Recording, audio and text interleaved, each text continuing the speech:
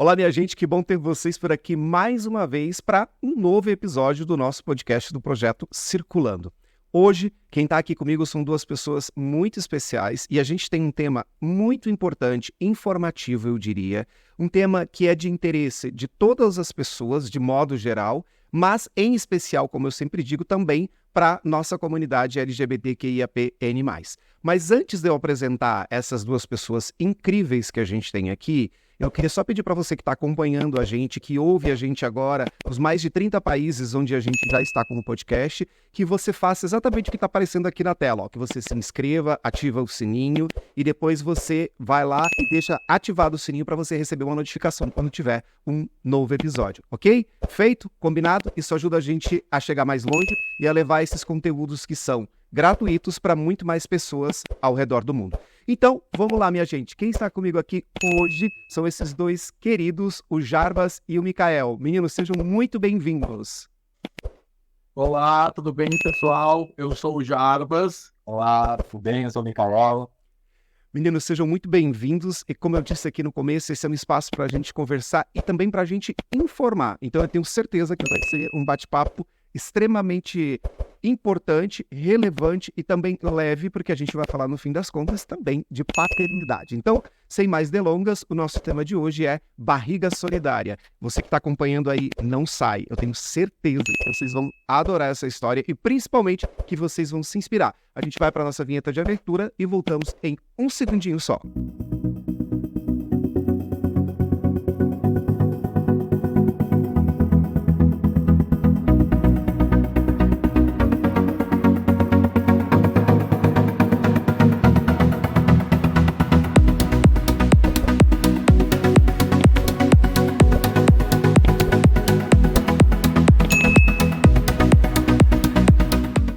Bom, estamos de volta com esses dois queridos aqui, o Jarbas e o Mikael, e como eu disse para vocês logo na abertura, a gente vai conversar sobre um tema super importante, barriga solidária no Brasil. Mas antes de mais nada, eu quero começar conhecendo a história de vocês.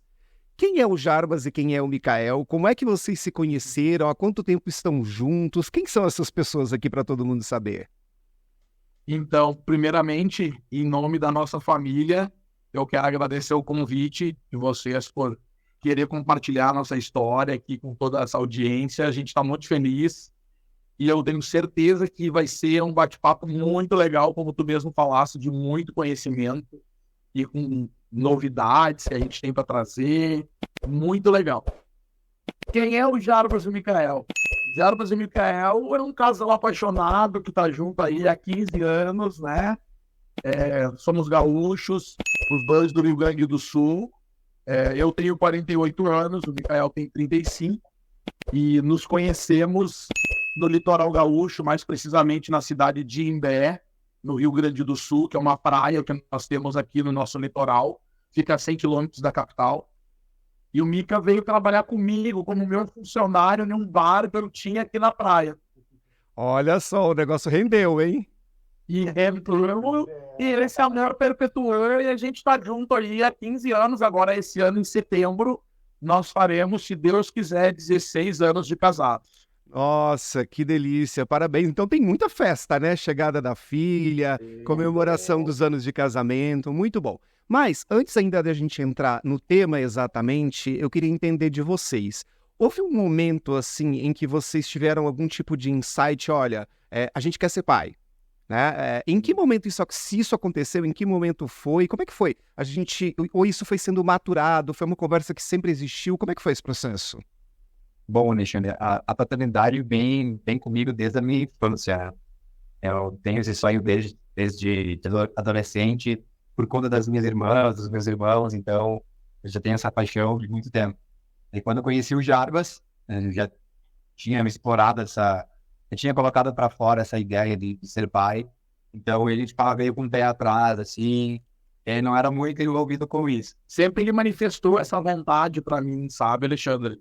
Mas como eu sou um cara que eu tento fazer as coisas mais planejadas possível, como um bom pisciano, eu tento planejar muito as coisas. O Mika, ele já quer executar como um bom capricorniano que ele é.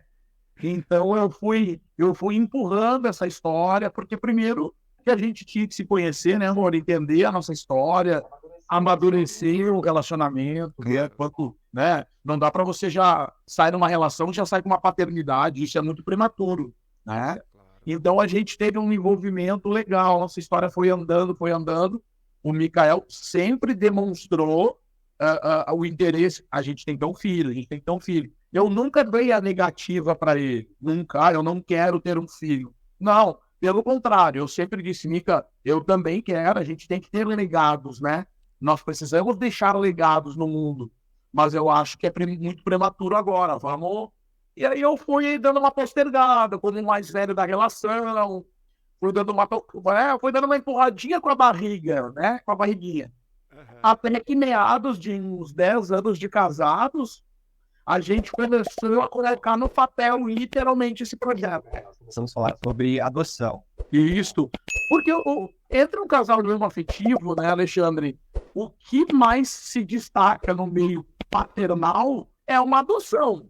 Ainda no Brasil é isso, né? Sim, exato. Então, a gente... O que é o método que nós conhecíamos até então? Vamos adotar. Mikael, agora, para saber de você, desde quando vocês se conheceram, esse desejo veio com você, o que te motiva a ser pai? Assim, primeiro para ouvir você, assim, o que te motiva a ser pai? E na tua definição, o que é ser pai? Cara, boa pergunta. Sabe, eu já tenho essa afinidade com criança desde pequeno. Desde pequeno, tive esse contato com minhas irmãs, eu troquei fralda, ajudei minha mãe na amamentação, tive esse envolvimento, então, já com a maternidade, né, por conta da minha mãe. Então, isso, me apeguei muito a isso. Então, isso foi na minha cabeça, disse, pô, eu quero ser pai, eu quero ter esse sonho de ser pai. Já pensava na adolescência em ser pai de jovem, mas então, eu estava me descobrindo, então não sabia o que eu ia querer para minha vida. Sim. Então, essa coisa eu fui deixando acontecer. Deixei nas mãos de Deus. Então, daí com 17 anos eu conheci o Jarbas, né? Aí amadureceu mais a ideia de ser pai, porque eu não tive meu pai na infância, sabe, Alexandre? Meu pai foi muito ausente na minha vida, até hoje, até meus 35 anos. Ele nunca me ligou, nunca me mandou uma mensagem perguntando se eu precisava de um litro de leite, se eu precisava de um remédio, se eu estava bem, se eu não estava bem, sabe? Então, isso me incomodou muito, me incomoda até hoje. Então, eu quero ser pai também para mostrar para os meus filhos como é ser pai, de verdade. E quero mostrar isso para a sociedade também, sabe? Porque não adianta tu pegar, bater no peito, dizer que tu é pai ou tu dizer que é mãe, né? Tu tem que agir como. Exato. Tu tem que dar educação nos teus filhos, dar amor, dar carinho, dar atenção, sabe? Então, falta muito isso na sociedade. Eu vejo muitos pais aí, por exemplo, a nossa adoção que a gente ia ter foi uma mãe que abandonou seu filho. Então, pô, que mãe é essa, né? Por exemplo, meu pai. Também meu pai. Pô, que pai é esse? Que nunca procurou seu filho. Cara, eu mando mensagens pro meu pai até hoje. E até hoje, meu pai não retorna as minhas mensagens. E eu sou sempre carinhoso, sou sempre amoroso nas minhas mensagens. Eu sempre mando assim, pai, eu queria muito ter um abraço, queria muito estar perto de ti, sabe? Eu sinto tua falta, apesar da gente não se falar nesses 35 anos. Eu queria estar perto de ti. Quem tá perdendo é o senhor. Ele não responde, sabe? Isso me incomoda bastante. Então, eu quero ser pai para mostrar para ele o que é ser pai de verdade e para outros pais aí que batem no peito e se titulam pai e não são pai coisa nenhuma. Entendi. E Jarbas, você, né? Você vem aí digamos que no segundo momento desse processo, quando você conhece o Mikael e, como você disse, claro, né? Tinha uma questão do amadurecimento da relação de vocês, como você colocou, para depois vocês chegarem nesse estágio. Mas, isolando esse fator, do fato do amadurecimento da relação, para você, Jarbas, quando foi que deu o clique do tipo, eu quero ser pai? E como que isso aconteceu? O clique mesmo, quando deu, foi quando chegou até nós a história da adoção de uma mãe que queria dar o filho. E foi quando começou o nosso processo de entender que nós íamos ter um filho. Essa história chegou até nós e eu nunca na minha vida podia acreditar que uma mãe teria coragem de não querer o filho, de dar o filho. E isso também aconteceu com o pai da criança, né? Se uma mãe está dando, tem o aval do pai. E isso mexeu muito com a minha psicologia, o meu psicológico. E eu tive uma referência de pai, Alexandre. Ah, que bacana. Eu perdi meu pai. Desculpa, é que a gente acaba se emocionando porque eu perdi meu pai, ele tinha 60 anos de idade. Jovem. E eu tinha 30.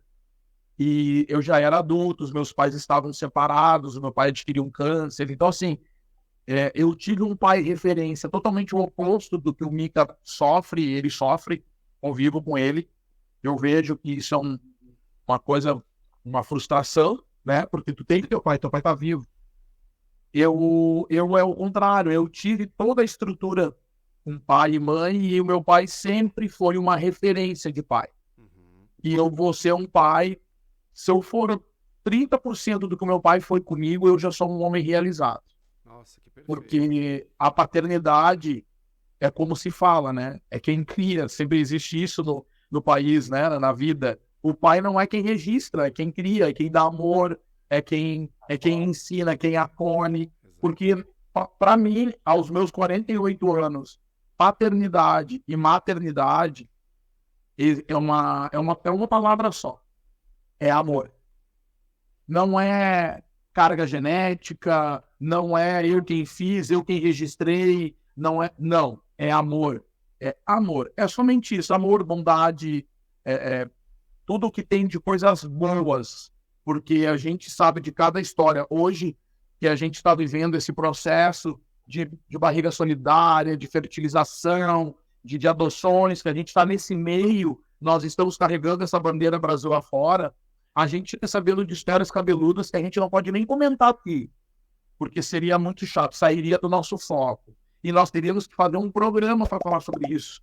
Porque, gente, é surreal hoje no país. Eu imagino que uma das perguntas que vocês mais devam receber é exatamente essa. E até antes de entrar ainda no que é o processo da barriga solidária, entender o que é isso, eu queria que vocês explicassem assim, por que não adotar? O que aconteceu? Deve ser uma pergunta que vocês recebem com muita frequência. Muita. Aliás, essa pergunta ela chega na nossa vida através das reportagens que a gente faz na mídia brasileira, dos programas que a gente participa, mas ela não chega de uma forma de curiosidade, né, Mika? Ela chega de uma forma de agressividade, como se nós fôssemos obrigados a adotar, né? E muitas vezes a gente tem vontade de devolver essa pergunta para quem nos pergunta Que tem filho. que tem filho. Por que meu filho não tem? Por que você vem falar na minha família que eu não sou obrigado a adotar? Eu acho nós achamos o gesto da adoção a coisa mais linda que existe na face da Terra. Mas se a gente tem a possibilidade de usar da medicina, por que não? Entendeu? E nós estamos inscritos na adoção. O Mika vai falar agora um pouquinho sobre isso. Se a pessoa vier me perguntar por que não adotar, e quem é que disse que a gente não vai adotar? Nós estamos na fila de adoção, mas nós queríamos antecipar o processo da paternidade, porque o Jarbas tem 48 anos e eu tenho 35. Então a gente não tem muito tempo para poder aproveitar com a nossa filha ou com o nosso filho. Mas tem uma questão no meio disso que vocês trouxeram na fala de vocês e que eu acho, assim, extremamente necessário que a gente aborde, né? E posso falar, porque eu também tenho um lugar de fala nesse sentido. As pessoas já me ouviram falando disso aqui em outros episódios. Eu fui casado por 8 anos e estive no processo de adoção por 3 anos. Então, eu posso falar desse lugar também. Quando essa pergunta chega para vocês, e eu fiz questão de trazê-la aqui, e como o Jarbas começou dizendo, eu tenho certeza que ela vem carregada de uma coisa chamada preconceito. E é um preconceito que, na minha visão, ele passa por vários lugares. Tem a questão, inclusive, da gente estar na comunidade LGBTQIAPN+, mas também tem uma questão de julgamento e etc. A grande questão que tem por trás disso, na minha visão e na minha experiência, é assim. A gente está falando de direitos. Eu tenho direito de adotar e eu também tenho direito de ter um filho natural, não sei qual é o nome exato que se dá, mas porque a gente está falando de direitos. E sempre que a gente fala sobre direitos da comunidade LGBTQIAPN+, inclusive eu tenho aqui alguns episódios com advogados falando sobre esse tema, existem questionamentos. E por isso que eu fiz essa pergunta. Quer ver uma questão que acontece sempre, e agora um pouco menos, mas quando no começo isso acontecia, e eu me casei 3 meses depois da legalização do casamento. Então, a pergunta que eu mais escutei foi assim, mas por que você casar se você já pode ter uma união estável? Aí eu devolvi a pergunta, por que você casou e não ficou com uma união estável? Ou, se você nem casou, por que você está me fazendo essa pergunta? Porque no fundo, se a gente parar para refletir, não é interesse, como vocês falaram, não é uma coisa construtiva, muito pelo contrário, é apontar um dedo ali e como se a gente não tivesse esse direito, como se a gente não tivesse direito de escolha. Não vem recheado de curiosidade. Ele vem recheado, essa questão vem recheada de maldade. Preconceito, total preconceito. E aí, assim, eu imagino que a gente tenha em torno disso uma série de coisas que a gente pode falar, mas tem uma questão que é a seguinte, que a gente não pode esquecer, né? A gente como comunidade, e aí assim, eu sempre faço uma ressalva, uma coisa é ter uma população LGBTQIAPN+, e outra coisa é ter uma comunidade LGBTQIAPN+. Na minha visão, e assumo isso, acho que ainda precisamos caminhar muito para chegar no lugar de comunidade. Temos uma população, comunidade é uma outra coisa. Eu vejo gente da própria comunidade questionando esse tipo de coisa. Isso aconteceu com vocês? Nossa, aconteceu agora essa semana. Uma menina tem a bandeira gay no seu perfil e vem lá e falam pra gente assim, como pode 2 marmanjos utilizar o corpo de uma mulher para fazer um filho? Sabe? Isso, eu fico tão chateado, Alexandre, tão triste, porque levanta a mesma bandeira que a nossa. Pô, a gente é da mesma comunidade, como tu disse, né? É chato isso. Eu teria uma fala que é assim, eu defendo muito isso, tá? Eu acho assim, ninguém é obrigado a gostar da história do Jarbas e do Mika. Ninguém é obrigado. Eles resolveram ser pai, adotaram, fizeram um filho, enfim. Ninguém é obrigado a curtir a nossa história. Mas ninguém é obrigado a nos respeitar. Com toda certeza. Por quê? Porque eu e o Mikael, desde o momento que a gente se acorda e a gente coloca o pé ali fora, a gente respeita todas as pessoas. Eu não invado o Instagram de ninguém, o Facebook de ninguém, falando, dando a minha opinião, por que eu concordo, o que eu concordo. Para mim tá tudo certo, até porque tem um outro ditado que eu trago comigo. Deus, ele deu uma vida para cada uma pessoa. Então eu tenho que cuidar da minha. Então as pessoas também têm que cuidar da sua. Se as coisas, isso se torna um pouco agressivo, mas eu preciso ter essa fala, Alexandre, porque eu não sei, eu não quero acreditar que não é por querer. Eu acho que é por querer. As pessoas são invasivas em coisas que elas não têm que ser invasivas. Mas é que essas pessoas, elas se incomodam com, por exemplo, o gay. O gay se incomoda, é verdade. Se, por exemplo, se o gay saiu numa notícia, as pessoas vão lá e criticam. Se o gay está constituindo uma família, vão lá e criticam. Sabe, o gay vai sempre incomodar as pessoas. Não adianta. Eu costumo dizer o seguinte, às vezes a simples e não simplória existência nossa já incomoda muita gente.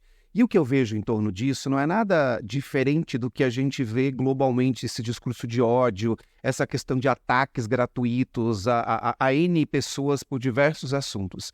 Mas, quando vocês trazem isso, acho que já é bom a gente pegar um gancho para uma questão que é a seguinte, né? Esse exemplo dessa moça que, como podem 2 marmanjos, parafraseando você, usar o corpo de uma mulher para fazer uma criança? A primeira coisa, essa pessoa já perguntou se a Jéssica, que é a barriga solidária de vocês, está incomodada com isso? Outra coisa, né? Ela perdeu 2 minutos já que ela se deu a oportunidade de entrar numa reportagem nossa e fazer um comentário, ela podia ter subido com o dedo 1 centímetro ou 3 milímetros e ver todos os nossos rios e acompanhar a nossa verdadeira história e entender a nossa história.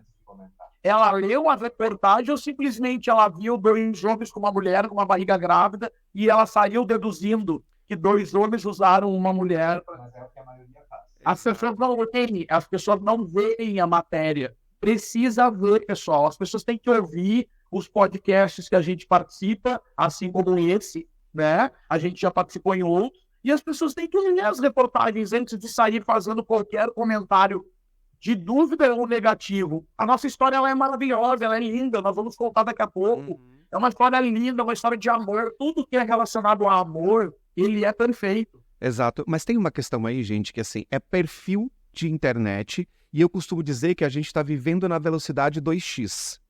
Ninguém quer ouvir áudio no 1x+, é 1,5, 2. Ninguém quer se interessar em profundidade sobre algum tema.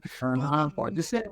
Todo mundo está... Eu não tinha pensado nisso ainda. Mas é a realidade que a gente está vivendo, Jarbas. Esse é o mundo que a gente está vivendo. Como eu costumo dizer, assim, a tecnologia não é uma vilã. É a tecnologia que está permitindo, inclusive, que a gente conte a história de vocês para pelo menos 30 países. É a tecnologia que está permitindo que agora vocês estejam aí na casa de vocês, com toda essa catástrofe que está acontecendo no Rio Grande do Sul, porque a gente está gravando esse episódio no momento em que está acontecendo toda essa barbaridade no Rio Grande do Sul, e é a tecnologia que está nos permitindo isso. A grande questão é como a gente faz uso dela. E o que está acontecendo na prática é que as pessoas não querem se aprofundar em mais nada. É mais fácil eu ler um livro de Machado de Assis, pegar, por exemplo, Memórias Póstumas de Brás Cubas e entender o que o cara tem, qual é o conceito, ou jogar isso no chat GPT e ele cuspir lá um texto para mim que eu nem vou ler. É assim que a coisa está funcionando. Então, as pessoas não têm mais profundidade para nada. E os ataques, eles começam a ser gratuitos. Se você pegar alguma thread de internet, é capaz que, assim, lá no meio da thread, o assunto nem seja mais o tema do post, porque as pessoas já se perderam. É pelo simples prazer de atacar, mas é pelo simples prazer também de ter palco. E aí, eu digo uma coisa para vocês assim, se eu puder compartilhar uma experiência de quem já está aqui nessa jornada de exposição pública, e falo isso assim, com todas as consequências, e eu não tenho problema quando vem... Eu costumo dizer o seguinte, a minha premissa é, se o que eu estou falando é coerente, eu não tenho problema que as pessoas discordem. Eu sei que é coerente. Agora, discordar é uma coisa... E agredir é outra absolutamente diferente. Então, o que eu digo? E falo, sou eu que estou dizendo isso. Não deem palco para louco. Não dá para a gente responder todo mundo, porque, infelizmente, muitas dessas pessoas começam a ganhar relevância no algoritmo e elas começam a ser cada vez mais vistas. Então, infelizmente, é uma realidade que a gente vive. Mas a gente tem... Desculpa te incomodar, te interromper, Alexandre. Agora a gente tem uma regra que cada comentário negativo que a gente recebe em qualquer post nosso na rede social, a gente vai lá e exclui. Se é algo negativo, a gente vai lá e exclui porque o que a gente quer. Não queremos dar ibope para essa pessoa. Então a gente vai lá e deleta e não dá mais assunto, ponto final. E eu acho que assim, meninos, vocês vão passar muito provavelmente por um momento em que isso começa a acontecer. Eu, por exemplo, tenho a felicidade da própria comunidade que eu chamo em torno do Circulando, ela mesmo regula isso. Quando alguém chega e faz um comentário agressivo, alguma coisa assim, muitas vezes eu nem preciso me posicionar. A própria comunidade que está ali já entendeu a necessidade do que a gente faz e a importância. Então, eu acho que esse é um grande recado, assim. Eu não dou palco para louco. E não tenho problema nenhum de falar disso, não tenho problema zero isso aqui. Por isso, inclusive, que eu não tenho patrocinadores, porque esse lugar aqui, como eu digo para todo mundo, ele é para a comunidade LGBTQIAPN+. Como disse o Jarbas, ninguém é obrigado a gostar, mas é obrigado a respeitar. Exatamente. Até porque a gente sai de casa e nós somos obrigados a respeitar todo mundo, né? Exatamente. Outro dia eu disse o seguinte, eu gosto muito do parâmetro de equidade. Eu não gosto da palavra igualdade, porque eu não acho que sejamos iguais, né? Aliás, a premissa é exatamente o inverso. Precisamos nos respeitar porque somos diferentes. Vamos pensar diferente, vamos ter atitude diferente. Mas eu costumo dizer o seguinte, o dia que alguém chegar para mim e falar, Alexandre, você vai ter X% de desconto no teu IPTU porque você é gay, você vai poder pagar um percentual menor de imposto de renda porque você é gay, o seu IPVA, o seu licenciamento vai ser menor porque você é gay, talvez eu abra a possibilidade de algum diálogo. Porque se eu tenho todos os deveres, por que eu não posso ter os mesmos direitos? Então, eu acho que o caminho... Excelente a tua fala, eu nunca tinha pensado dessa maneira. Excelente a tua fala. Tu me permite rebetar ela a partir de hoje? Por favor, quanto mais a gente reverberar isso, melhor, porque é uma verdade. É uma verdade. Na ocasião em que eu me casei, como eu disse para vocês, fazia 3 meses que o processo estava legalizado. Muita gente com curiosidade sobre isso, como se eu não tivesse esse direito, como se nós não pudéssemos fazer isso. E na época eu disse isso para muita gente, falei, vem cá, quanto é que vocês vão me dar de desconto no IPVA, no licenciamento, no IPTU? Porque aí a gente pode até abrir algum diálogo aqui, mas do contrário, se eu tenho os mesmos deveres, o que me impede de ter os mesmos direitos?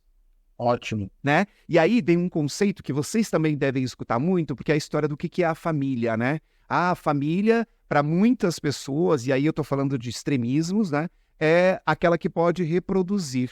Ah, então tá bom. Então um casal hétero que não pode ter filho natural não é família, porque não pode reproduzir. Entende? O quanto isso é agressivo, o quanto isso é primitivo, o quanto... E é muito louco, porque assim, a gente acabou de passar por uma pandemia onde a gente viu que o que nos salvou foi a ciência. E essa mesma ciência permite que hoje vocês possam ter um filho. É verdade. Natural. Ah, e por que para vacina, para salvar a minha vida, pode, e para deixar vocês ter um filho, não pode? Qual é a diferença? Nós não fizemos nada de errado para ninguém. Entende?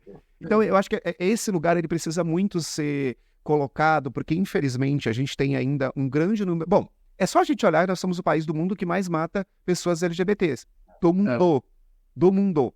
Só isso já é suficiente para a gente poder ter uma fala mais contundente. Mas, voltando aqui para o nosso tema, eu queria entender uma coisa com vocês, ok? Dito a questão da adoção, porque vocês optaram neste momento, né, como bem respondeu o Mikael, por ter a barriga solidária e, de repente, mais na frente conseguir, inclusive, ter um filho pela adoção. Queria que a gente pudesse entrar um pouco mais assim. O que é barriga solidária? Se vocês pudessem trazer isso para as pessoas. E qual é a diferença, por exemplo, entre barriga de aluguel e barriga solidária? O que a gente tem de diferença nisso? Primeiro que barriga de aluguel não é permitido no Brasil. Então, isso já é uma grande diferença. É crime. Barriga de aluguel é quando você contrata uma mulher onde ela aluga o útero dela para gerar o teu filho, para fazer o teu filho. Isso é permitido fora do Brasil. Não é permitido aqui no Brasil. E barriga solidária é quando uma mulher se oferece em caráter de altruísmo para gerar o filho de alguém, sendo que ela não tem nenhum vínculo com aquela criança.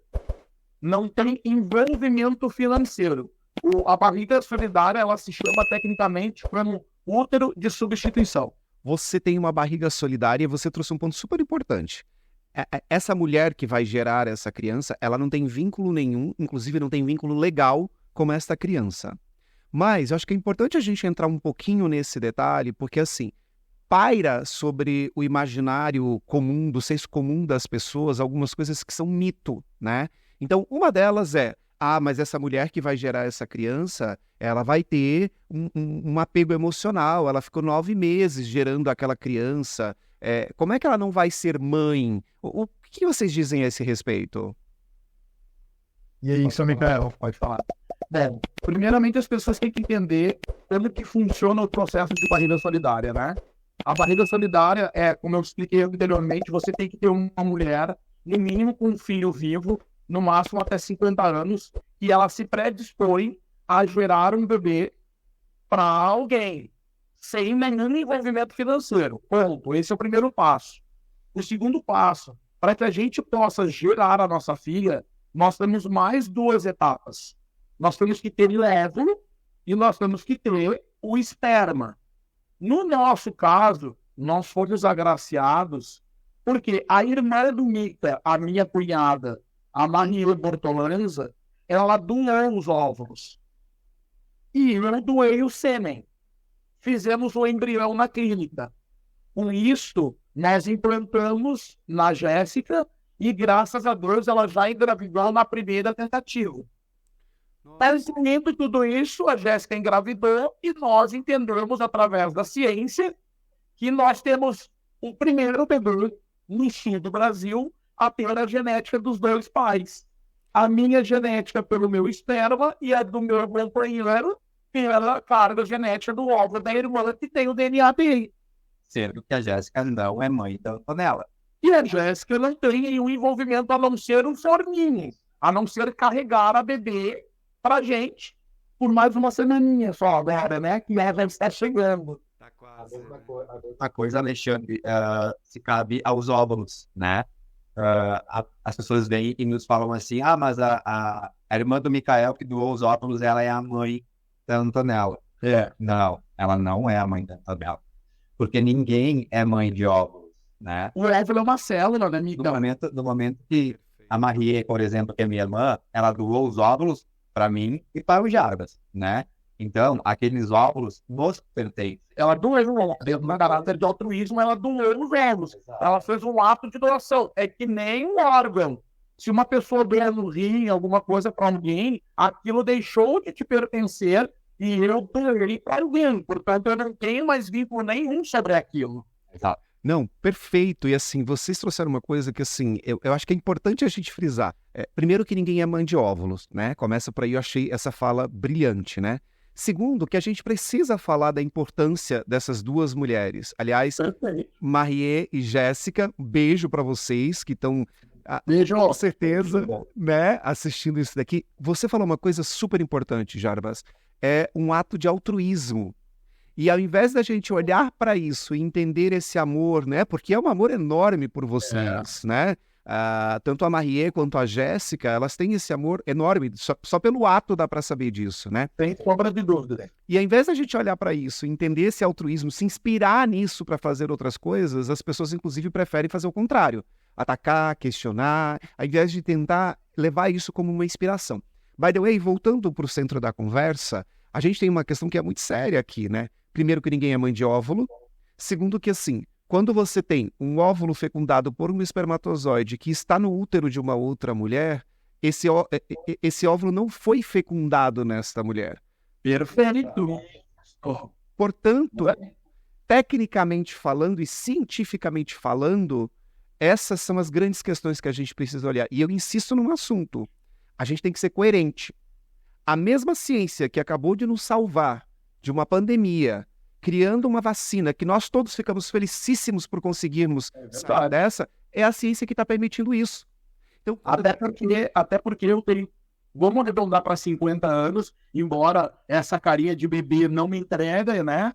Mas desde criança, a vacina salva vidas, a ciência salva vidas. Exato. E aí essa mesma ciência não pode servir para gerar uma vida? Então acho que a gente tem que colocar isso no centro dessa discussão. Mas aí eu queria entrar num outro assunto que talvez seja um pouquinho polêmico, mas é importante a gente entrar em cada um desses detalhes, né? Vamos lá. Tecnicamente, o Jarbas doou o sêmen, a Marie, irmã do Mikael, doou o óvulo, e a gente tem aí a Jéssica gestando essa criança nesse processo. Neste caso, o DNA do Mikael está presente através da irmã dele. Você se sente menos pai, Mikael, porque o Jarbas doou o sêmen? Você adivinhou até as perguntas que nos fazem, hein?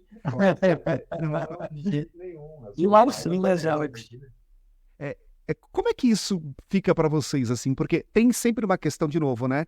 Do senso comum. As pessoas se pautam muito por aquilo que é genérico, o que eu acho vira uma verdade absoluta. Não, mas para lá. Se ele doou o sêmen, ele é o pai.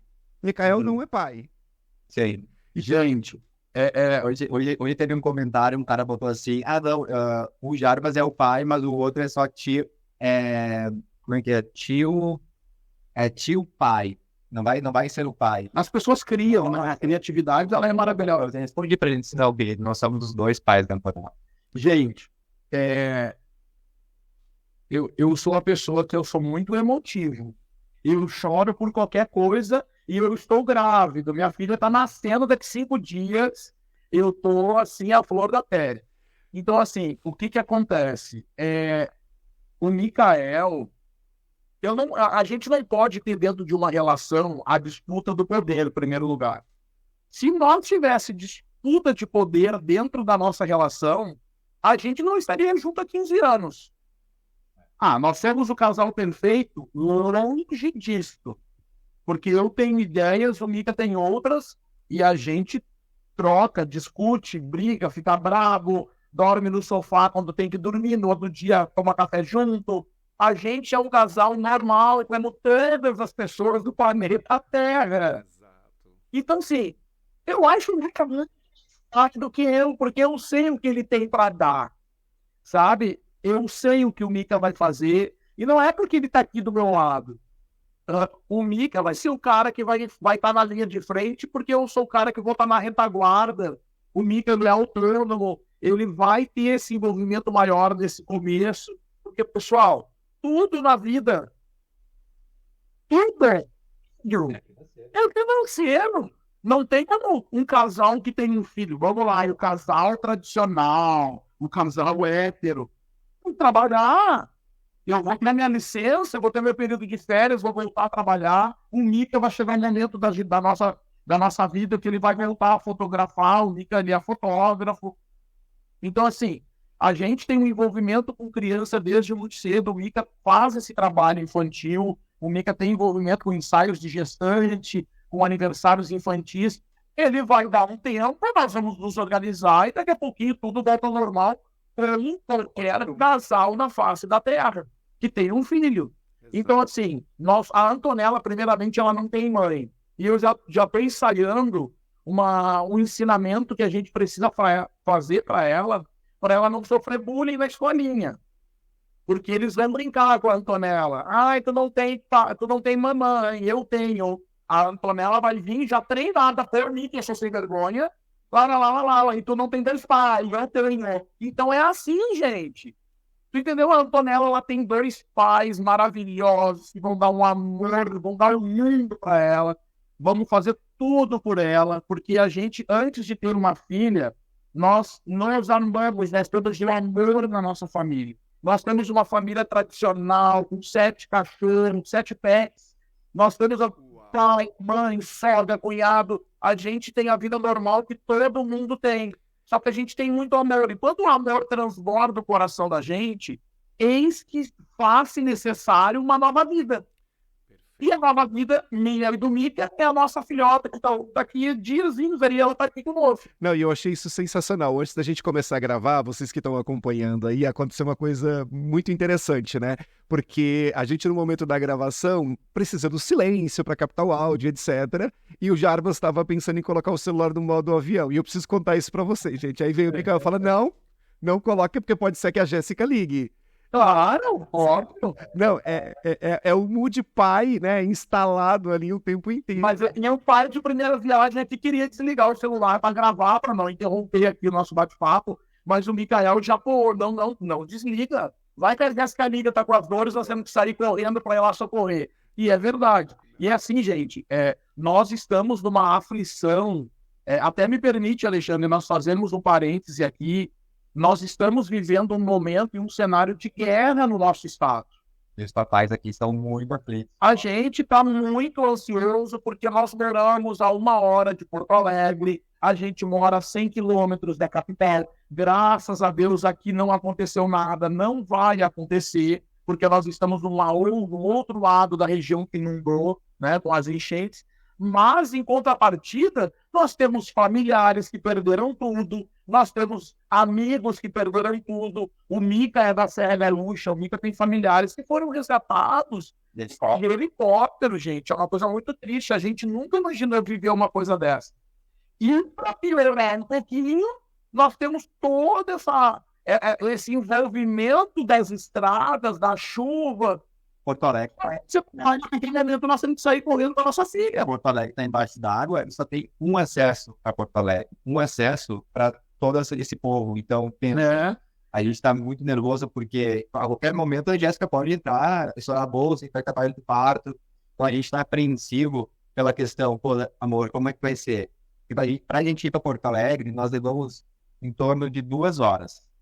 O caminho a gente leva normalmente em torno de 1. Nesse caos está levando 2h30. Para voltar, já são 6 horas. Para voltar tá pior. Então, do trajeto que tu fazia em 1 hora, hoje está levando 6 horas. Então, isso nos deixa muito apreensivos. Aí a pessoa mas vocês não mudam de hospital. Gente, não tem. O parto, ele é planejado por 9 meses. Você não muda na última semana de gestação as coisas. Eu não posso ligar para minha médica. Olha, doutora, foi um prazer lhe conhecer. Pelo dinheiro que a gente lhe pagou, a gente está dispensando. E nós vamos ver um outro lugar. Mas falta 1 semana para tudo acontecer. Gente, eu parto do princípio que vocês são os pais.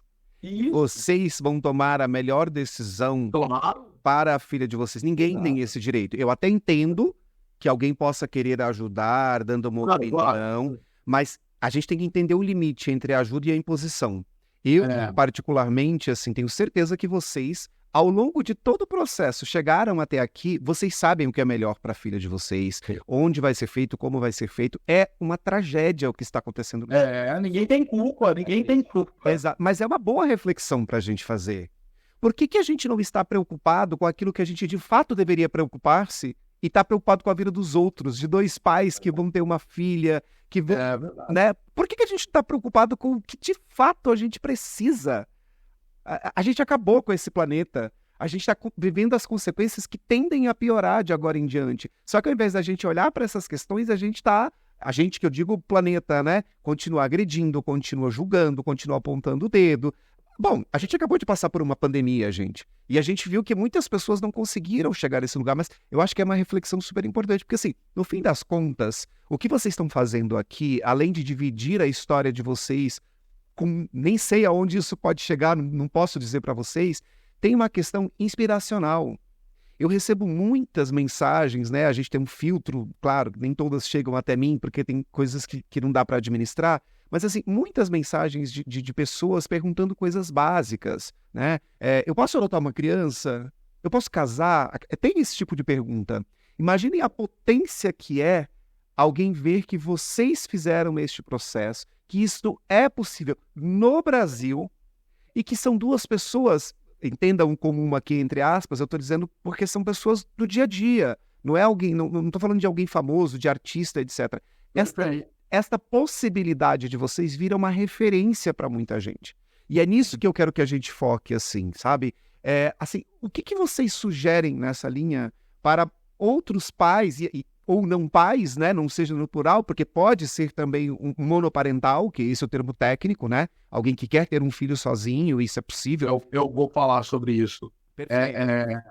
A gente, primeiro, a gente precisa deixar claro, isso é muito importante, eu vou tentar ser bem objetivo para que as pessoas não entendam nós mal.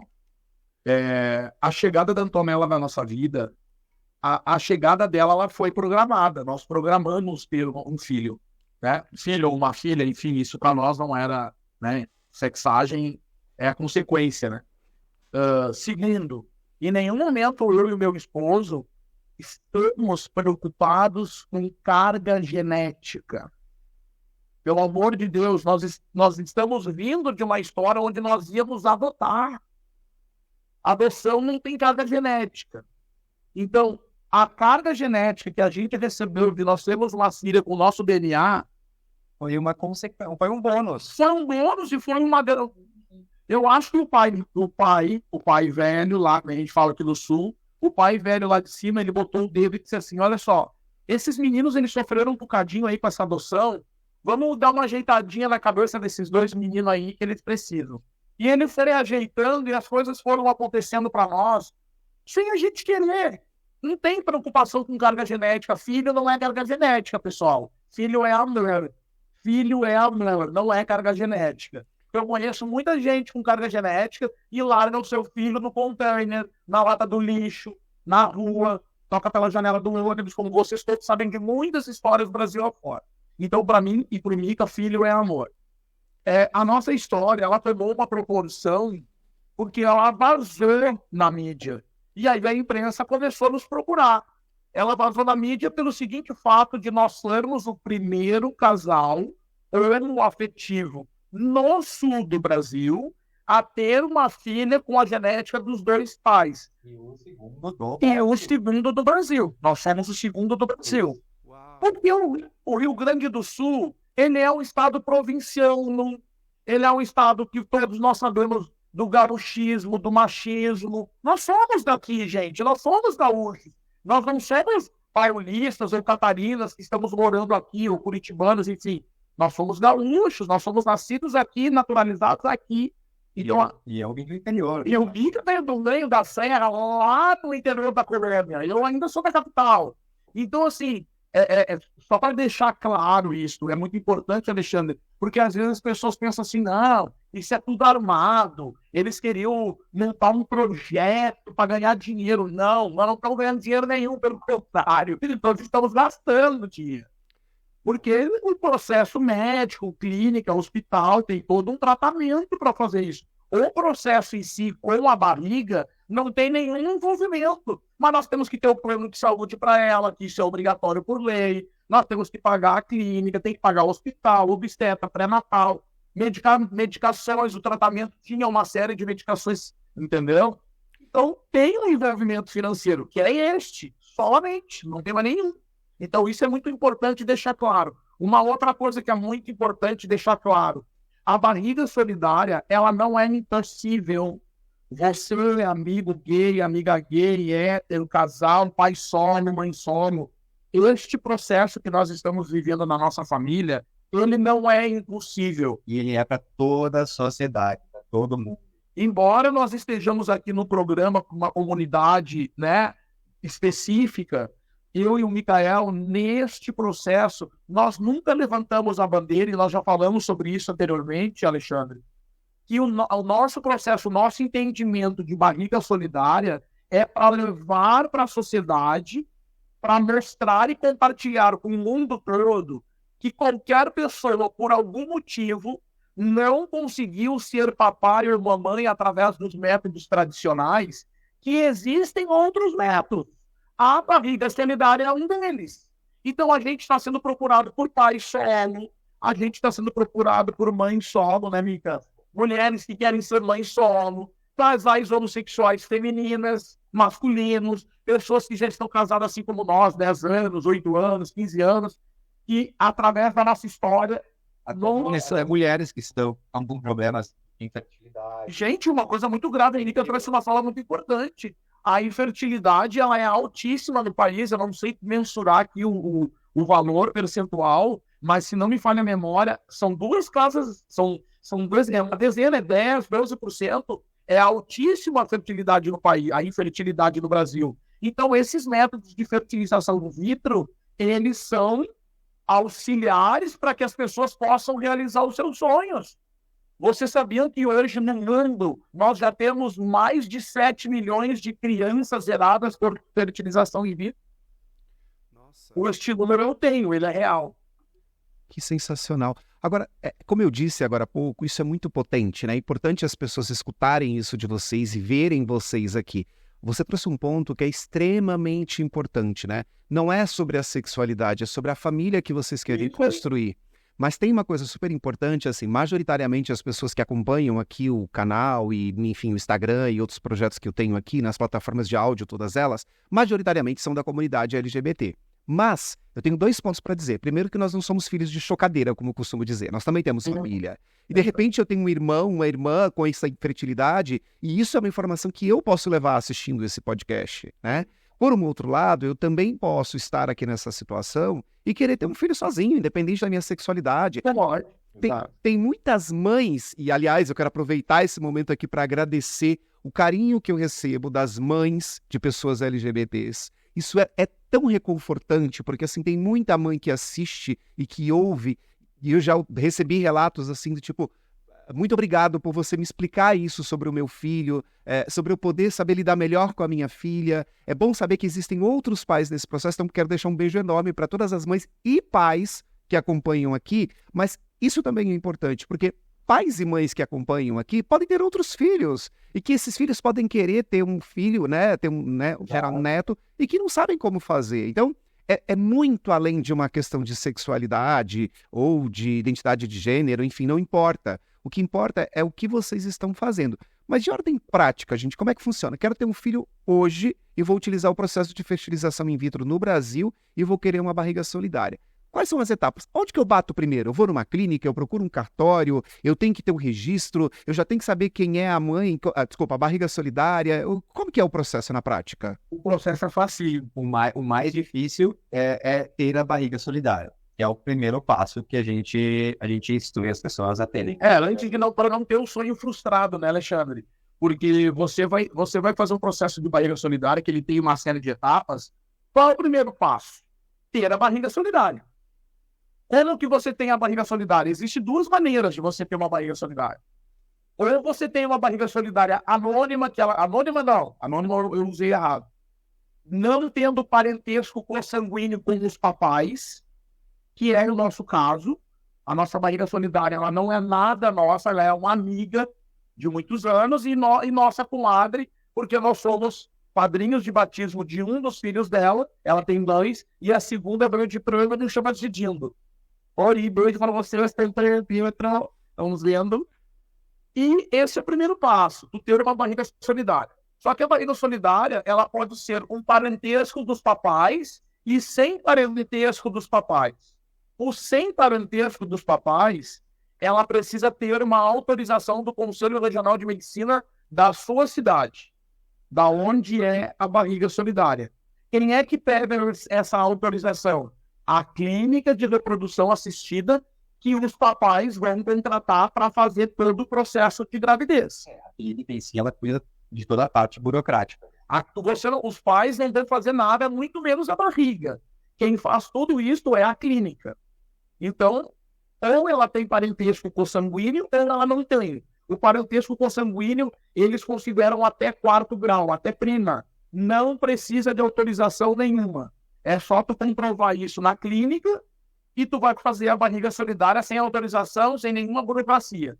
No nosso caso, teve uma pequena burocracia, porque a nossa barriga solidária, como eu já falei antes, ela não tem grau parentesco.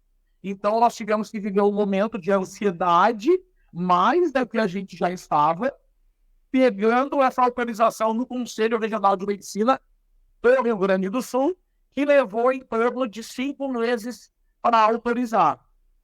É claro que, mediante todo o processo administrativo que a gente monta, a clínica ela já te dá um parecer. Menino, olha só, tá tudo certo, eles não vão indeferir, tá tudo certo. Mas fica aquela ansiedade até tu ter o papel na mão dizendo, podem fazer o filhinho de vocês. Foi uma festa o dia que a gente recebeu o termo. A gente fez um evento aqui em casa, era uma gritaria, porque a gente estava ansioso, entendeu? A ansiedade toma conta. E uma coisa muito importante para a barriga solidária, independente do grau parentesco ou não, ela precisa ter, no mínimo, um filho vivo. Isso é obrigatório. E por qual razão, exatamente? Eu sei que é parte do Porque eu quero entender, a gente nunca questionou a lei, né? Mas eu quero interpretar que é por conta daquela situação da hora de o apego maternal. Ela já por não ter vivido aquela experiência da maternidade, talvez a barriga solidária pode ser que se apegue ao bebê, né? Exatamente. Eu acredito que, inclusive, isso serve para preservar também a própria barriga solidária, né? Essa mulher que oferece esse útero, para que ela também não tenha algum tipo de inconveniente nesse processo. Porque, como você disse, legalmente está tudo resolvido, mas tem a parte emocional, né? Exatamente. Agora, uma curiosidade. Como é que surgiu esse assunto com a Jéssica? Foi ela que se prontificou a ajudar vocês? Vocês que pediram? Ela ficou sabendo? Como é que foi isso na prática? O Mika é dando essa explicação. A Jéssica se prontificou. Depois dessa adoção frustrada que nós passamos, né, Alexandre? A Jéssica viu todo o nosso sofrimento, toda a nossa dor. Eu fiquei em depressão, larguei meu trabalho, porque eu trabalho com o público infantil, então para mim foi extremamente horrível, assim, já que segurou as pontas. Daí a Jéssica chegou aqui em casa, ele estava abatido ainda, disse, meninos, vamos parar com essa palhaçada, vamos terminar com essa tristeza. A gente já tinha conversado sobre esse assunto, mas eu tô aqui só para deixar claro que eu tenho minha barriga, eu impresso ela para vocês, vamos fazer o filho de vocês, eu já consegui uma clínica, eu tenho um telefone, vocês liguem lá, se informem, e já pode dizer que a barriga vocês têm, então vão atrás do resto. Então a gente já pegou o telefone, já ligou, já marcou o horário. A partir desse dia, Micael vira pai. Aquele dia, Mika vira pai. Aí ele já voltou, renasceu, e por ser mais velho, ter um pouco mais de chão, vamos lá, vamos entender, vamos avaliar todas as possibilidades, né? E a gente é super grato à Jéssica. Aí a gente vê um apresentador se emocionar e secar os olhos, aí fica difícil para os pais aqui do outro lado, não dá, né, apresentador? É que eu fico pensando assim, a gente precisa de mais Jéssicas no mundo. Assim. É verdade, é verdade. E a gente, vocês podem não acreditar. Mas tem mais Jéssicas. Tem muita. Nossa, nós estamos recebendo mensagens do país todo de mulheres querendo ser barriga solidária. E isso que eu e o Mika estamos fazendo, de nós estarmos desenvolvendo a nossa carreira de influencers digital, que a gente está aqui fazendo esse trabalho, está dando muito resultado, porque a gente está recebendo mensagens dessas pessoas que a gente quer mostrar e está dando retorno. Eles estão dizendo, eu quero ser, eu não conheço. Gente, quando eu e o Mika recebemos uma mensagem, um direct, no Instagram da Antonella, @2pais da Antonella, @2pais da Antonella, segue lá. Não agora, primeiro acompanha nós aqui, depois segue lá, agora não. a gente fica tão emocionado porque a gente conseguimos, Mica. A gente levou para uma pessoa, ela não conhecia. E o processo de barriga solidária, ele é totalmente desconhecido no Brasil. Totalmente. Total. Eu tenho É esse trabalho que a gente está fazendo. E eu acho que isso, assim, quando vocês dizem isso e quando a gente se conectou, eu achei isso tão importante, como eu disse no começo aqui dessa nossa gravação, a potência que isso tem. Porque, de novo, assim, é um desconhecimento geral que vai para além da comunidade LGBT. Isso aí. Mais. E o que vocês estão fazendo, assim, eu me emocionei, assim, por algumas razões, né? Primeiro porque é muito bonito você ver uma relação de duas pessoas como vocês, né? Que são dois homens gays que têm uma relação sólida, que decidiram ter uma ampliação dessa família, né? Fazer como vocês mesmos disseram, fazer esse amor transbordar e isso virar uma família maior, e isso ser possível. Essa que é a grande questão, isso ser possível, né? Eu também não posso deixar de falar da Marie, que é a sua irmã, Micael, assim, o quanto ela também tem uma, assim, fundamental nesse processo, né? E, aliás, eu queria entender isso. Como é que foi? A Jéssica apareceu, felizmente fez vocês voltarem aí a sonhar. Começou todo mundo a chorar, foi uma loucura aqui, cara. Perfeito. E como é que foi a história? Como já tínhamos o óvulo, né, Alexandre? Fomos lá até a clínica para entender todo o processo. Não, a gente teve a barriga da Madalena Jéssica. Exato. Fomos até a clínica para entender todo o processo. Aí a doutora começou a explicar para a gente, meninos, vocês, pelo visto, vocês já têm o sêmen, né? Poderia ser do meu, poderia ser do Jarbas. Então a gente teria que chegar na parte dos óvulos. Qual óvulos a gente utilizaria? Se algum de nós dois tivéssemos algum familiar para doar óvulos, ou a gente recorreria ao banco de óvulos. Olha, óvulos anônimos. É possível também. É possível, sim. Cada clínica tem o seu banco de óvulos. Assim como o sêmen também. Isso. Existe o banco de sêmen e o banco de óvulos. Mas isso tudo se dá dentro das clínicas de reprodução assistida, Alexandre. No momento que tu decidiu ter a barriga solidária, o próximo passo é você procurar uma clínica de reprodução assistida. Existem mais de, eu acho que se não me falha a memória, tem 190 no Brasil todo. Ou seja, é um processo sério, né? E que é regulamentado e que tem todo um clínico, né? Tudo. E aí? Continuando na fala do Mica, a gente foi na clínica, eles falaram do óvulo, e aí o Mica, na hora, eu tenho 2 irmãs. Eu sou filho único, eu não podia contribuir. Aí o Mica, eu tenho 2 irmãs, mas eu vou falar com elas, né? A gente tem que perguntar. O Mica tinha uma irmã em Curitiba, ela aqui no Rio Grande do Sul. Na época, a Ariane morava em Curitiba, e eu tinha a Marie, que morava aqui com a minha mãe, aqui na nossa cidade. Então eu pensei, já vou conversar com a minha mãe primeiro, ver o que ela acha, ver se a Marie toparia ou não. Conversei com a mãe disse não, com certeza, conversa com ela, filho, que a Marie vai ajudar, com certeza. E eu sentei com a minha irmã, expliquei para ela a situação, e disse, Amanda, tem uma maneira da gente conseguir fazer o processo que seria flutuando os óvulos, né? E ela disse, não, mano, com certeza, quero te ajudar, quero dar essa filha para vocês merecem, tá? E a partir daí, fomos até a clínica, daí já tínhamos a barriga, tínhamos os óvulos e temos o sêmen, né? Então não poderíamos utilizar o meu sêmen, daí seria o do Jarbas, por incompatibilidade, né, amor? Porque não tem como usar o sêmen dele, que é a réplica da irmã dele. Então seria uma situação, né, cientificamente inviável. Sim. Aí fizemos o processo na clínica, e aí a clínica, claro, nós estamos aqui sendo objetivos, porque o processo tem várias etapas. Mas concluindo, tu une tudo isto, faz um embrião, faz a fusão, coloca em laboratório e tu espera fecundar os embriões para ver quantas tentativas, quantos embriões saudáveis nós vamos ter. E nós tivemos 7 embriões saudáveis. Ou seja, vocês tinham possibilidade de ter mais de um filho nesse processo. Teríamos 7 tentativas. 7 tentativas. Sim, mas, por exemplo, se numa dessas tentativas 2 fossem... Poderia. O embrião, com um processo de fertilização in vitro, ele pode se multiplicar e ser uma gestação gemelar. Exato. Por isso que eu questionei, eu falei, podia ainda vir uma surpresa junto com isso, né? Mas, mas e aí depois disso, feito todo esse processo, eu imagino que aí você tenha que levar a barriga solidária, ela também deve assinar algum termo, coisas do tipo, etc. Claro que o processo ele tem um aparato administrativo muito grande, muita documentação, psicólogo, entrevista, reunião, você passa pelo conselho, você conversa com os psicólogos da clínica, até você ter a definição do conselho, ok, foi dado a autorização para vocês fazerem o processo. Aí nós já estamos com tudo lá congeladinho, tudo pronto, entra a Jéssica no circuito. Jéssica, vem, que agora nós temos que te preparar para tu receber o embrião. Esse preparo é forjar, entre aspas, um ciclo menstrual para que ela fique fértil. Então é tudo muito programadinho, né? Então a médica, ela toma uma carga de hormônios para forjar a menstruação.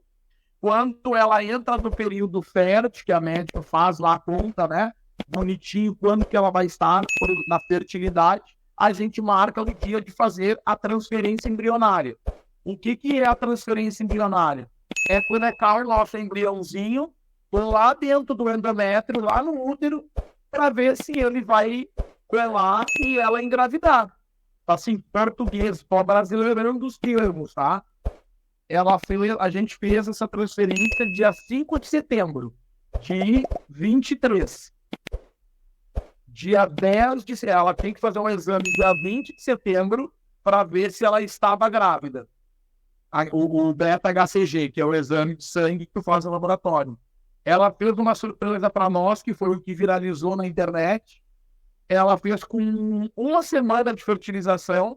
Ela disse que ela estava com uma dor nos seios e ela foi fazer o exame sem nos comunicar. Ela foi sozinha. E eis que ela estava grávida e não nos contou. Deu certo na primeira tentativa. Que sensacional. E aí ela inventou aquele café. Ela inventou aquele café de uma surpresa em casa, aonde ela eu queria tomar um café com vocês. E aí ela... Quero ganhar um presentinho pra vocês, que vocês fazem por mim, pelos meus filhos. E a gente sem entender nada. Daqui a pouco ela diz, abre a caixinha aqui, é uma coisa Aí nós voltamos com café, compramos pães, passamos... Mas assim, que vocês merecem, por tudo que vocês passaram. E daí a gente abriu assim, então, viu uma cartinha assim, tem alguma coisa. Ela já veio com uma caixinha rosa com uma toalha dentro, né?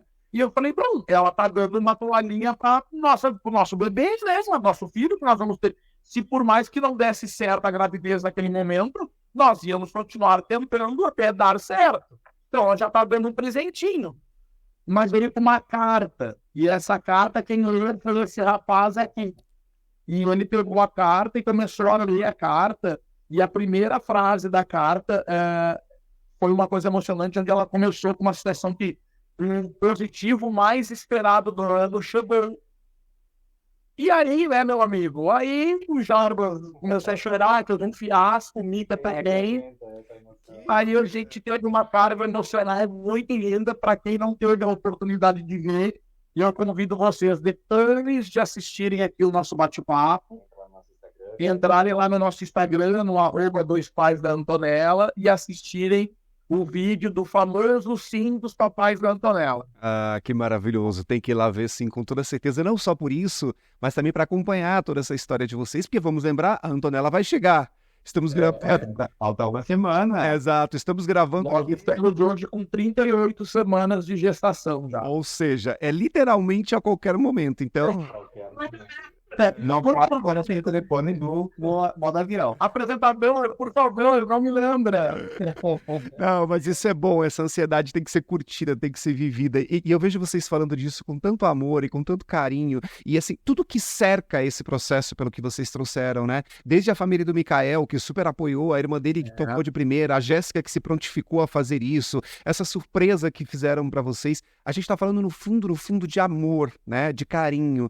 Que é isso que a gente precisa ter, que é isso que a gente precisa valorizar cada vez mais, né? Mas você sabe, Alexandre, que eu e o Mika, nós somos muito agraciados, a gente é um casal muito diferente, mas diferente no sentido das pessoas, a gente atrai somente pessoas que Positivas. simpatizam com a nossa história.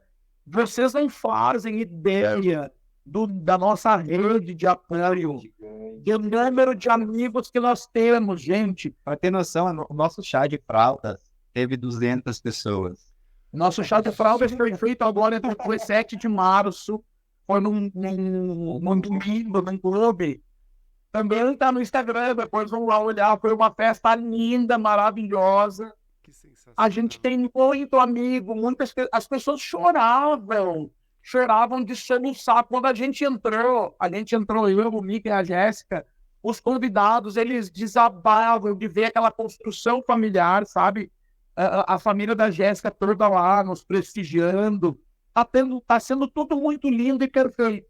Mas é claro que o Pai do Céu, nosso papai, né, nosso mestre, tem a mão dele em tudo isto. Então, gente, não tem nenhuma invenção, nós não estamos inventando nada, nós estamos dando continuidade na nossa história, Zé Meu, na minha e do meu companheiro, é só isso, das nossas famílias, né? E eu acho assim, gente, o mais importante, como eu tenho dito aqui ao longo dessa nossa conversa, é que as pessoas usem isso como inspiração. Vocês não têm que ficar dando justificativa de absolutamente nada. Porque a gente justifica aquilo que a gente precisa comprovar alguma coisa, vocês não têm que comprovar nada.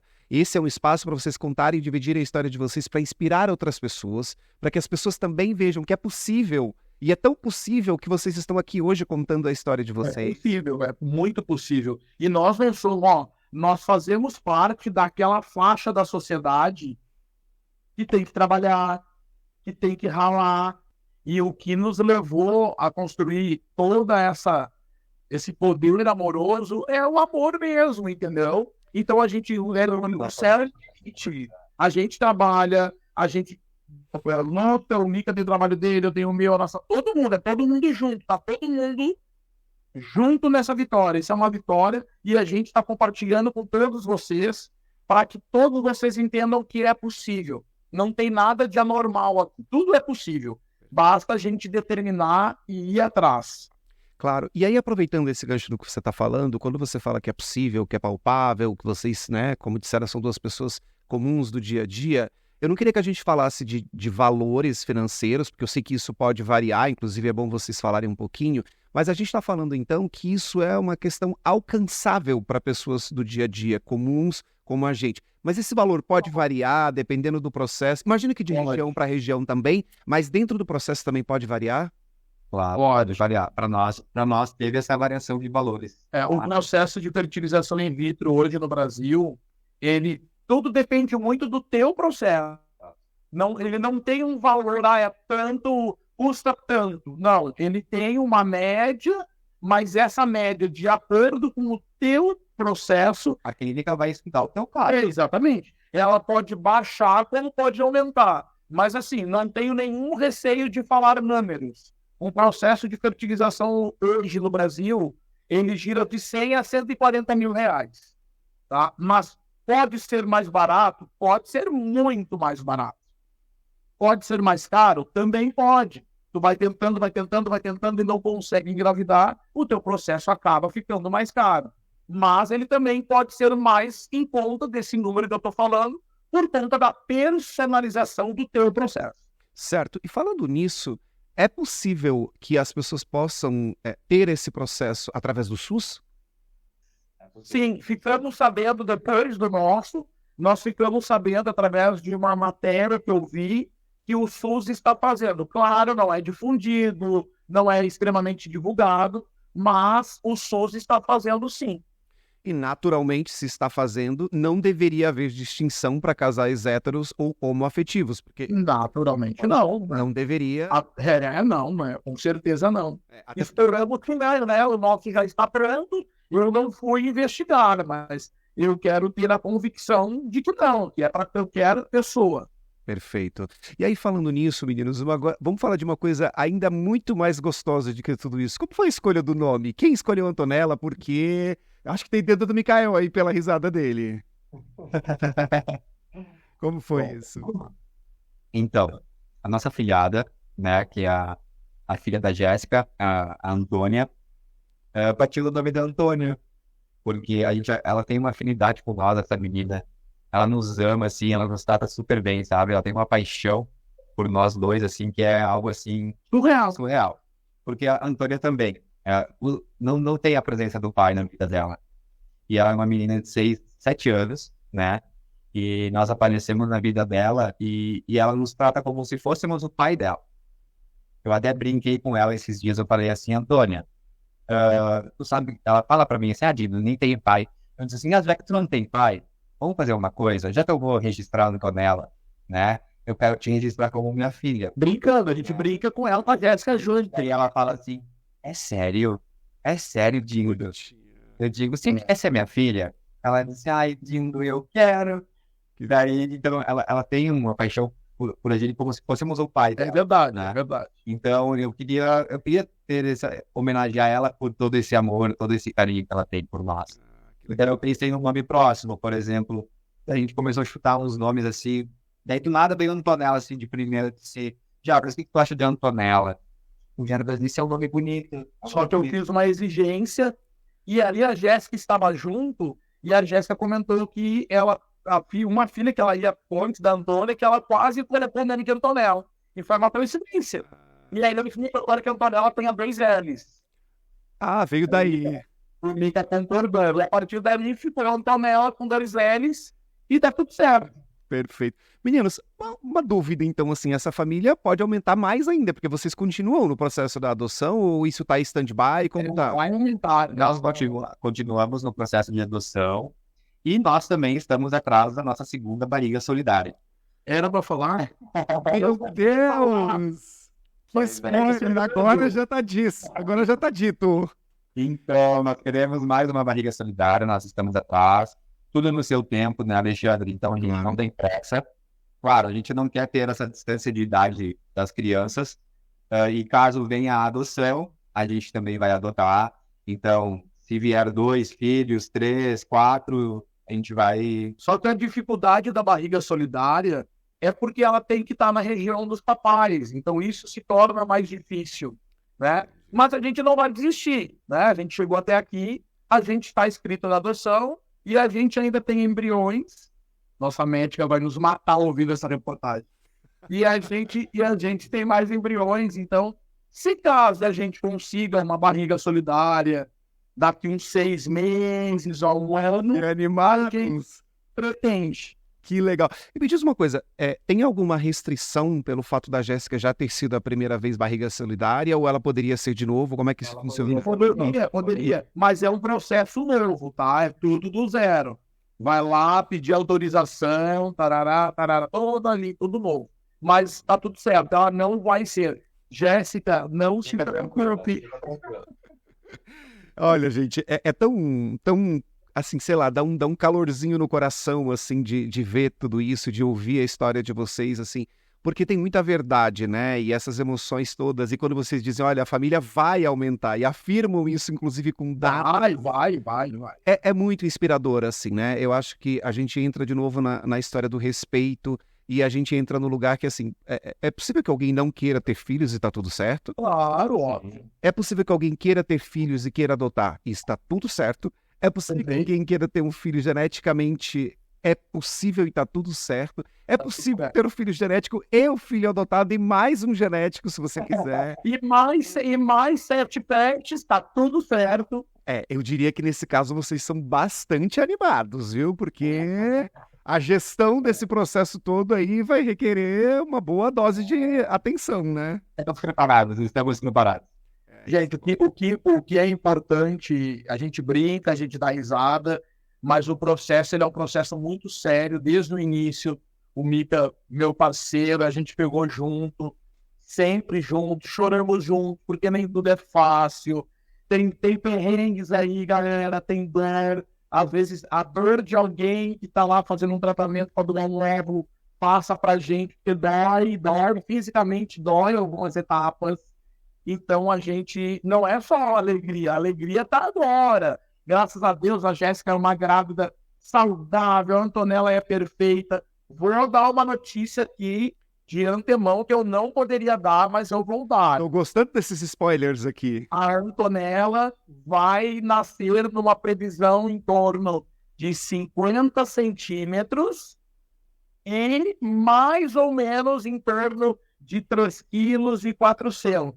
Nossa! Então, vai ser uma bebezota bem rochuchuda. Um dos papais já é verdinho, né? Então, eu tô vindo assim, né? Saudável, gente, saudável, tudo perfeito. Saudável, tudo perfeito, com a graça de Deus. Muito, muito saudável. Eu acho que eu queria destacar aqui algumas coisas, assim, ao longo da nossa conversa, né? Primeiro, assim, parafraseando você, Jarbas, a seriedade desse processo, né? O quanto isso é regulamentado, é sério, né? Vocês falaram das etapas, assim, para alguém que está ouvindo, que está vendo, possa pensar, mas é burocrático. A gente está falando de uma vida que está vindo aí. A gente está falando de duas pessoas, por exemplo, no caso da Jéssica e no caso da Marie, que é sua irmã, que estão participando desse processo. Isso é sério, né? Então não pode ser feito de qualquer jeito. Eu acho que, ao invés da gente pensar que é burocrático, a gente pode pensar que é sério, que é totalmente regulamentado. Isso é uma coisa que eu queria ressaltar. Outra coisa que eu queria muito ressaltar é a possibilidade real de pessoas que estão ouvindo, assistindo a gente em qualquer lugar por aí, que possam também se inspirar e principalmente se motivar, né, a ter essa coragem e querer fazer esse processo. Mas também eu quero registrar uma coisa, assim, que é muito linda, que é de ver o amor que vocês têm um pelo outro, assim, né, isso é visível literalmente, e o quanto isso transbordou, né, para essa relação da chegada da Antonella e desse processo todo. Dá para entender por que vocês são tão queridos, assim, né, essa nossa interação nesses últimos tempos. Eu costumo dizer que eu sou muito privilegiado, assim, né, porque desde a criação aqui desse projeto, eu já perdi a conta de quantas pessoas eu conheci. Eu falo que se eu for tomar um café na casa de todo mundo que me chamou, eu vou ter um problema no estômago, porque vai ser muito café. Mas é uma gratidão enorme, assim, por poder dividir histórias como a de vocês com todo mundo, por poder inspirar outras pessoas a quererem fazer isso e principalmente sobre o processo da liberdade que a gente tem para fazer isso, né? E dito isso, meninos, a gente está se encaminhando aqui para os minutos finais, até porque eu também quero falar com vocês. Tão bom. O papo é maravilhoso, né? Ainda mais vocês falando da filha de vocês, vocês precisam ver a cara de vocês. Vocês vão ver isso depois, mas é brilhante, assim. Eu queria muito, assim, que vocês pudessem deixar uma mensagem, né? Para todas as pessoas da comunidade LGBT, fora dela, para as pessoas que querem, as pessoas que têm dúvida. O que vocês dizem para essas pessoas como mensagem? Tá bom. Então, assim, primeiramente, eu quero agradecer demais pelo teu convite. Nós já estamos nos falando há um tempão. O Alexandre é um cara, uma agenda maluca, nós também. E deu certo, Alexandre, graças a Deus a gente está aqui. E a gente ficou muito feliz, estamos muito felizes por esse convite, por a gente ter contribuído de alguma forma, compartilhando a nossa história com vocês que estão aí nos assistindo. Então, é muito grato para a gente que vocês conheçam tudo isso, que vocês se emocionem conosco. E quero fazer um convite aqui para finalizar. Eu quero fazer 2 convites. O primeiro deles, eu quero convidar vocês a nos seguirem aqui no Instagram, né? Número 2, Pais da Antonella, com 2 L's. Depois o Alexandre vai colocar aqui bonitinho, né? Lá, porque nós temos alguns projetos bem interessantes. Isso que eu vou falar agora. Envolve barriga solidária. Quem interessado, segue que vai ter novidade. E vocês não podem esquecer que a seringuinha do bem está chegando.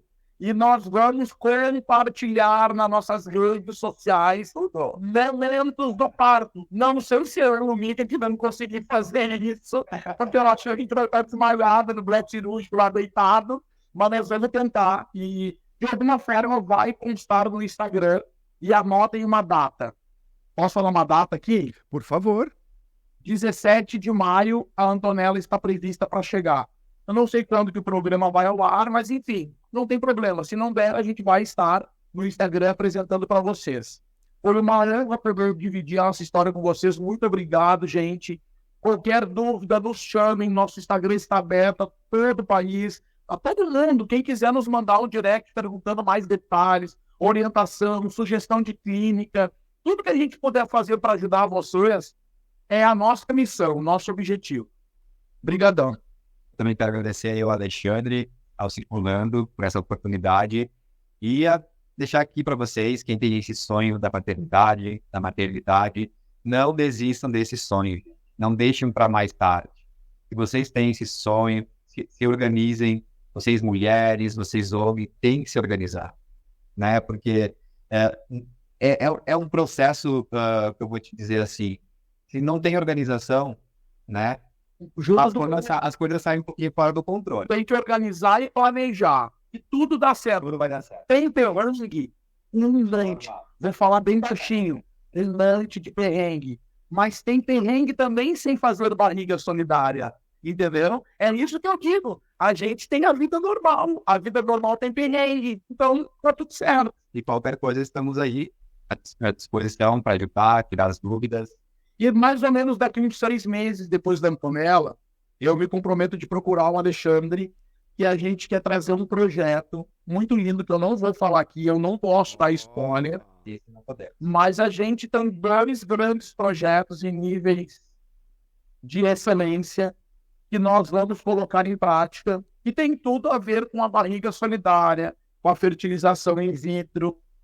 Mas o Alexandre vai nos ajudar, eu tenho certeza. Porque ele é chorão, assim entendeu? E quando eu contar para ele, ele já vai me mandar um WhatsApp hoje querendo saber o que é que eu já sei. Aí, não, é só depois, eu vou dizer para ele. Mas, gente, obrigado por tudo. Alexandre, um beijo no teu coração, continue fazendo esse trabalho que tu está fazendo. O Circulando é um veículo fantástico que leva a nossa fala, que esse programa possa atingir o mundo, que eu sei que já está em vários países e que tomara que cada vez mais cresça, querido. Tu é um excelente profissional, além de uma pessoa fantástica. Queridos, assim, primeiro eu queria dizer que isso aqui tá gravado, tá, Jarbas? Então não vai dar para voltar atrás depois com a história do projeto. Só queria começar por aqui. Não tem problema nenhum. E o segundo ponto, assim, eu quero agradecer demais a presença de vocês, por várias razões. Primeiro, pelo óbvio, por dividir essa história de vocês. No fim das contas, é a vida de vocês, é a família de vocês que vocês estão compartilhando. Então, quero começar agradecendo por aí.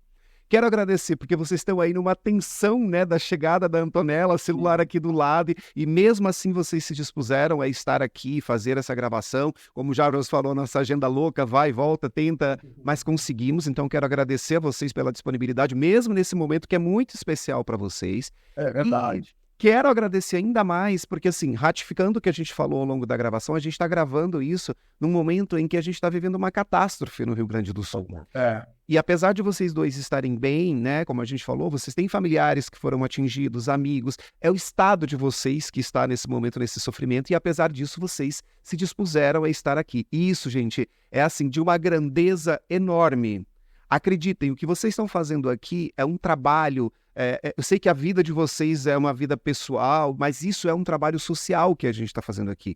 Dividir isso com as pessoas pelo mundo afora, pelo menos 30 países vão nos ouvir. Então, eu acho que isso é, assim, de uma grandeza enorme. E eu quero parabenizar vocês, primeiro por essa coragem, por essa vontade, por essa bondade que vocês têm, que é nítido, assim, que vocês têm, mas principalmente parabenizar vocês por quererem ser pais. Está literalmente estampado na cara de vocês o quanto vocês querem isso, o quanto isso está fazendo vocês felizes. Então, eu quero aproveitar, em nome de todas as pessoas que já nos seguem pelo Instagram, que ouvem a gente em todas as plataformas, Spotify, Deezer, já nem sei mais aonde, que acompanham a gente pelo YouTube, eu quero, em nome de todas essas pessoas, primeiro parabenizar vocês por essa história linda e segundo, agradecer demais em nome de todo mundo por vocês colaborarem com isso e por vocês poderem inspirar tantas outras pessoas. Eu agradeço demais. E para concluir, eu e o Mika, nós somos um só. Isso é muito importante. Nós não fizemos nada separados. Nós somos conectados. Então nós somos um só. Nós somos os dois pais da Antonella. Bom, e para você que acompanhou a gente até agora, que ouviu essa história linda do Mikael e do Jarbas, eu espero que você possa ter se inspirado, eu espero que você possa ter aprendido, mas principalmente eu espero que você ajude a gente a compartilhar essa história para que ela chegue para muito mais pessoas. Então, aqui no final eu já quero pedir para você se inscrever, ativar o sininho para você curtir esse vídeo aqui, porque quanto mais vocês curtirem, mais o YouTube vai entregar para outras pessoas e assim a gente vai fazer essa história chegar cada vez mais longe. Como eu sempre digo, esse é um trabalho independente, é um trabalho 100% financiado diretamente por mim. Então, quanto mais vocês puderem apoiar essa causa que é pela nossa comunidade LGBTQIAPN+, mais longe a gente vai chegar. Muito obrigado por vocês terem acompanhado até aqui, por seguirem o nosso trabalho, por acompanhar e por confiar naquilo que a gente faz. Um beijo enorme e até o nosso próximo encontro aqui no nosso espaço, porque nós temos que ter a liberdade de circular e que ela seja para todos, sem exceção.